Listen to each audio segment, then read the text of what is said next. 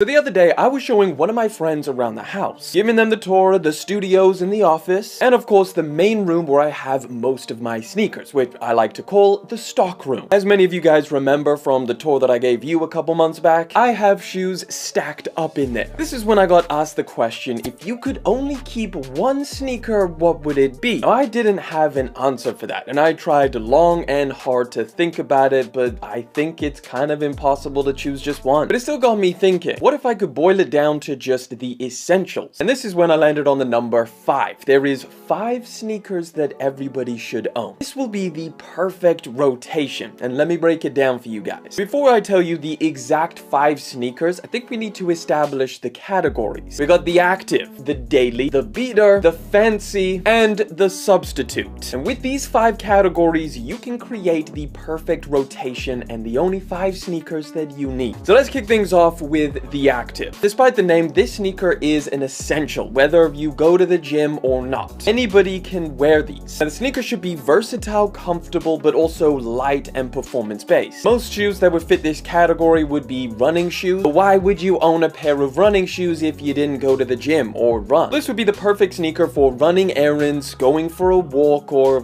competitive shopping. The list goes on. Now, I thought long and hard about what this pair of shoes would be. I've looked to my own rotation. I've looked at and ranked all of the performance-based shoes that I've reviewed on the channel over the past few years. And honestly, the one pair of shoes that really checked all of these boxes was the Adidas Ultra Boost. This sneaker has been part of my rotation for generations, and I mean generations of the model. I owned the original one and even some of the spin-off ones like the 3.0s. I owned the 19s, the 20s, and even the latest version. I've tried so many different running style shoes, and this is just the best all-rounder. It's insanely comfortable, but not so much so that you feel like you have marshmallows underneath your feet, which can be impractical for certain scenarios. It's super easy to slip on and off. Most of them don't even require you to tie them unless you really needed to. They're great for performance. I've worn them to the gym, running, but they're also just great for daily use. So yes, I definitely think that the Adidas Ultra Boost is the best active and the best sneaker for this category. I think it just casts the widest net, and if you wanted the perfect rotation, I definitely think that these deserve a consideration. All right, next category, we've got the daily. Daily is in the name because this is the pair of shoes that you're going to be wearing every single day. So the characteristics of this sneaker would be something comfortable. Obviously, you're wearing it every day, so you want comfort to be the priority. But it should also be something that is easy to put on, which can be overlooked for some people. Ideally, you want to be able to put this pair of shoes on with no hands and just slip your feet into it. I can't tell you how many times I've gone to pick out my shoes for the day and I'm looking at all of these different shoes, and some of them I'm just like, there's no way I'm sitting down, untying it, slipping my foot in, tying it back up, and then getting ready to go. I just picked the ones that I could slide my feet into and keep it moving. They also need to be good quality because, again, if you're going to be wearing these sneakers a lot, then they need to stand the test of time. And finally, they need to be versatile because, again, they need to go with a bunch of different outfits that you would wear on a daily basis. Okay, so what does this sneaker look like? And honestly, this was one of the hardest sneakers to pick for this category because there's a lot of different options, but I crowned the Yeezy 700. More specifically, the 700 V2 creams. I mean, there was a lot that I thought were going to be the ones like the Sacai Vapor Waffles, maybe a pair of Jordan 1s, but no, none of them fit every single category like the Yeezy 700 V2s do. This sneaker is insanely comfortable, super versatile. I mean, I've worn these with so many different outfits and even to the gym sometimes. They're great quality. I've been wearing this specific pair for 3 to 4 years now, and they still look great. Oh yeah, and they're also super easy to put on. In fact, I haven't tied these things since the day I got them. I tied them once and now I just slip my foot in and out. So yeah, definitely my pick for the daily, but obviously you can look at the different distinctions and figure out what your perfect daily is. So let's talk about the next category, the beater. You might look at this category and be like, well, bro, that could just be any shoe.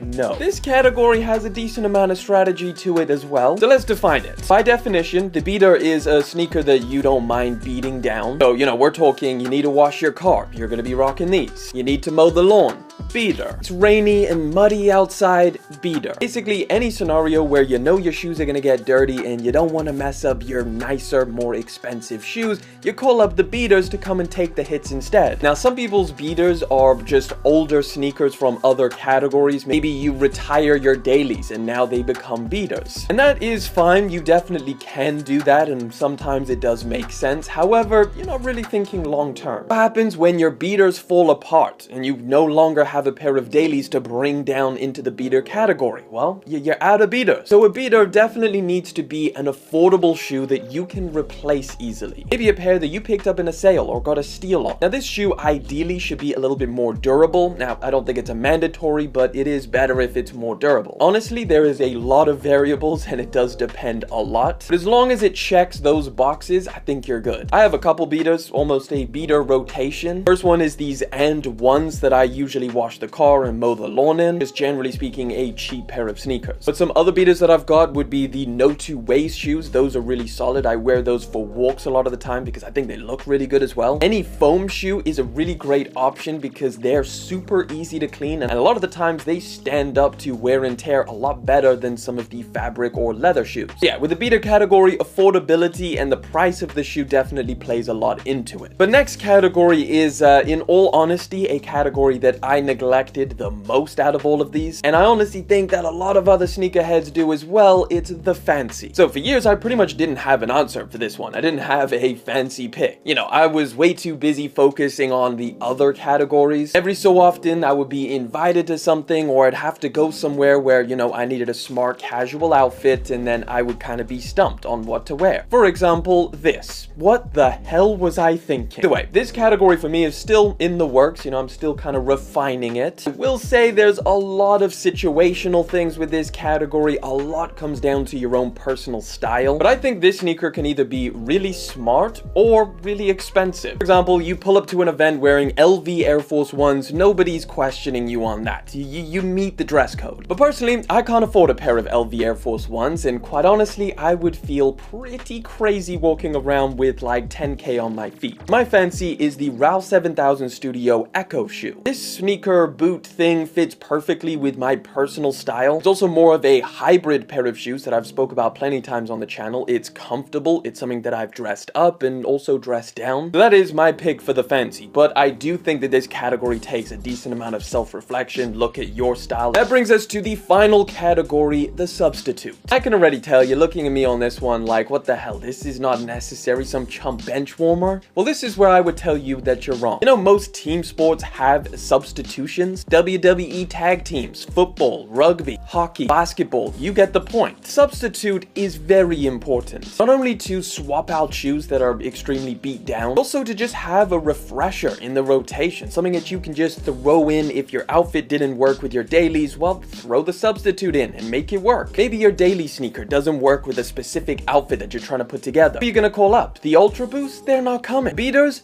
Voicemail. But the substitute, it's there every time you call. So what does this sneaker look like? Well, in an ideal world, the substitute would fit loosely into all of these categories. It's not really a specialist, it's just something that's kind of good at everything. For me, that's the Jordan 1. That's right, when I didn't have a fancy, the Jordan 1 was right by my side. I didn't have an active, it was ready to go. When I needed a daily for a specific fit, I didn't even have to ask, it was right there. When I need a beater, you know who I'm gonna be calling. Now this one, again, should be something that you can kind of wear with most of these categories. However, depending on your lifestyle, where it leans on there, you know, maybe you're someone who's always in the gym, you might want to lean it a little bit more in the active direction. You're someone who just likes to turn up with a fresh outfit a lot of the times, then a little bit more towards the daily side. Those are my 5 sneakers: the Yeezy 700 V2 Cream, the Ultra Boost, the Ralph 7000 Echo sneaker, the And One Foam Runner No 2 Ways, and the Jordan 1. I want to know what your 5 sneakers are down in the comment sections, and put a little bit of thought into it because I'm going to be reading through these. And if you want to know what sneakers are dropping right around the corner, well, click that video right over there.